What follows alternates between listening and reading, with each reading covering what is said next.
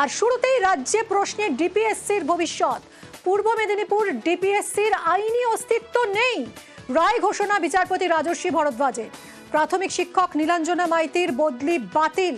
2015 পরবর্তী জেলার ডিপিএসসির কোনো বৈধতা নেই। ডিপিএসসির নেওয়া পদক্ষেপের কোনো মান্যতা নেই রায় কোর্টের।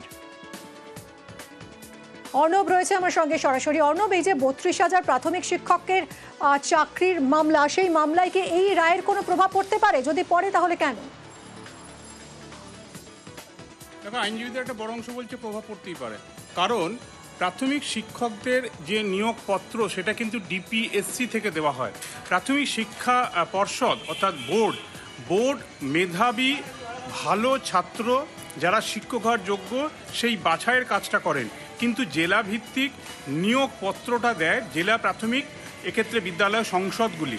এই ক্ষেত্রে ডিপিএসসির ভূমিকাটাই অত্যন্ত গুরুত্বপূর্ণ। এবং 2014 টেট থেকে 2016 এবং তার পরবর্তী সময়তে আরও দুটো মিলিয়ে প্রায় 57 থেকে 58,000 টিচার রিক্রুটমেন্ট হয়, যার মধ্যে প্রথম দফায় যে 42,949 জন টিচার রিক্রুট হয়েছিল সেই নিয়োগ প্রক্রিয়াটা বাতিল করেছিল সিঙ্গেল বেঞ্চ। ডিভিশন বেঞ্চে সেই মামলা চলছে, যা 32,000 চাকরি বাতিল মামলা বলে পরিচিত। সেই মামলা তো একবার ইতিমধ্যে উচ্চারিত হয়েছে ডিপিএসসিগুলো আদৌ ফাংশন করতে পারে কিনা।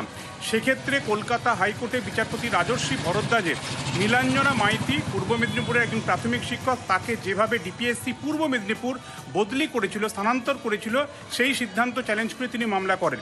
এবং এই নীলাঞ্জনা মাইতির হয়ে সিনিয়র অ্যাডভোকেট বিল্লদল ভট্টাচার্য বা ফিরদৌস শামীমরা যা সওয়াল করে তার প্রত্যুত্তর দেয় ডিপিএসসি, সুবিত সান্যাল সিনিয়র অ্যাডভোকেট সহ আরও অন্যান্যরা। কিন্তু আজকে রায় ঘোষণা করে বিচারপতি রাজস্বী ভরদ্বাজ স্পষ্ট করে দিলেন যে ডিপিএসসি পূর্ব মেদিনীপুর 2015 পরবর্তী সময়তে যেভাবে ফাংশন করছে, যেহেতু এটা একটা বডি কর্পোরেট অর্থাৎ আইন স্বীকৃত একটা সংস্থা, তার যে নর্মসগুলি থাকার কথা তা কিন্তু নেই। কাজেই হাইকোর্ট এই ডিপিএসসির যে ফাংশনিং করছে সেটাকে আইনসঙ্গত ফাংশনিং বলতে বাধ্য নয়। কাজেই আইনসঙ্গত যে ডিপিএসসি ফাংশন করছে না তার কোনো বদলির ওঠা সেটাও ব্যাড ইন ল, অর্থাৎ আইনের চোখে সেটা ভুল। তাই সেই বদলিটা বাতিল করা হয়েছে। একই সঙ্গে ডিপিএসসি পূর্ব মেদিনীপুর সেটা যে আইন স্বীকৃত বা আইনসঙ্গত কোনো একটা সংস্থা নয় সেটাও রায়ের মধ্যে স্পষ্টভাবে বলেছে, দুটি প্যারাগ্রাফ 34 এবং 39 নম্বর প্যারাগ্রাফে নির্দিষ্ট করে। এক্ষেত্রে পূর্ব মেদিনীপুর জেলা আমরা জানি 2015 পরবর্তী সময়তে ওই জেলায় যে অংশের নাম বারবার জুড়ে যায় তা হলো, বারবার রাজনীতি বলে চর্চা হয়েছে অধিকারিক গড়। এই অধিকারী গড়েও তো যদি এই সিচুয়েশন হয়, এক্ষেত্রে পূর্ব বর্ধমানের উদাহরণ রয়েছে মামলাকারীদের হাতে। সেক্ষেত্রে এক বিধায়ক মধুসূদন ভট্টাচার্যের উদাহরণ সেখানে ছিল। আদতে বলা হচ্ছে এই ডিপিএসসিগুলি যে 2015 পরবর্তী সময়ে আইন স্বীকৃতভাবে পূর্ব মেদিনীপুর ক্ষেত্রে যেরকম ফাংশন করেনি, একই রকমের উদাহরণ অন্য জেলার ক্ষেত্রেও রয়েছে।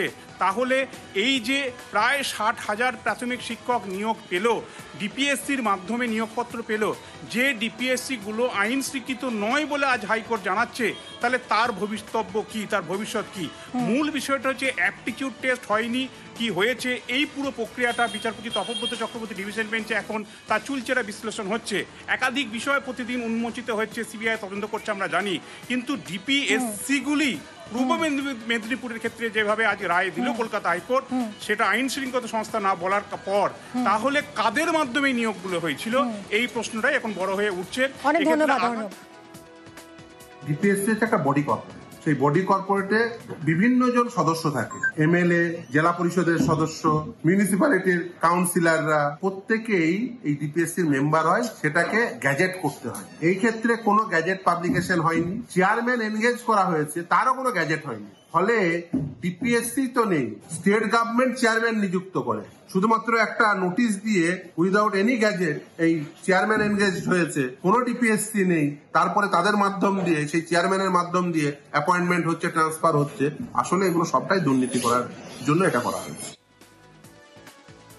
সরকারি হাসপাতালে ধর্ষণের অভিযোগ, পাঁশকুড়ার হাসপাতালে চাঞ্চল্যকর অভিযোগ, হাসপাতালের স্টোর রুমে ধর্ষণের অভিযোগ, স্বাস্থ্যকর্মীর অভিযোগে গ্রেফতার ফেসিলিটি ম্যানেজার। কথা বলবো এই নিয়ে আরো, আমার সঙ্গে রয়েছে সুজিত ভৌমিক। সুজিত, এই যে ফেসিলিটি ম্যানেজার যাকে গ্রেফতার করা হলো, আগেও এর বিরুদ্ধে ধর্ষণের অভিযোগ উঠেছিল, তখন কি কোনো ব্যবস্থা নেওয়া হয়নি যে আবার একই কাণ্ড ঘটালেন তিনি, আবার একই রকম অভিযোগ? যথেষ্ট প্রভাবশালী এবং সে কারণে মাতব্বরি করতেন এবং সেটা সরকারি হাসপাতালে এবং রাজনৈতিক ক্ষমতা দেখানোর নাম করে রাজনৈতিক কথাবার্তা বলে একটা মৌরসি পাট্টা গড়ে তুলেছিলেন। যে অভিযোগ আসছে সামনে সেখানে মারাত্মক অভিযোগ। মহিলারা, সেই মহিলারা কারা? তারা স্বাস্থ্যকর্মী। তারা বলছেন সরকারি হাসপাতালের ভেতরে একেবারে বলা যায় ধর্ষণ করে গেছেন এবং একজন নয় একাধিক মহিলা অভিযোগ করছেন। এবং গতকালের ঘটনা এমন চাঞ্চল্যকর যেখানে পুলিশ একেবারে পদক্ষেপ নিতে বাধ্য হয়েছে এবং সেখানে অভিযুক্তকে গ্রেপ্তার করেছে। আগামীকাল কোর্টে তোলা হবে, নিজেদের রিমান্ডে নিয়ে আরও জিজ্ঞাসাবাদ করতে চায় পুলিশ, সেটাই জানিয়েছেন পূর্ব মেদিনীপুরের পুলিশ সুপার সৌম্যদীপ ভট্টাচার্য। কিন্তু ঘটনা সামনে আসার পর আজ রীতিমতো ক্ষোভ বিক্ষোভ দেখা যায় মহিলা স্বাস্থ্যকর্মীদের মধ্যে।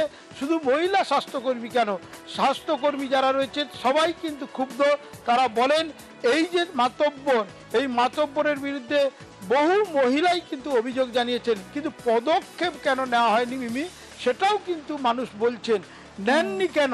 সে কারণেই তো আজকে এত বড় ঘটনা আরও স্প্রেড করেছে এবং বিস্তার লাভ করেছে তার প্রতিপত্তি।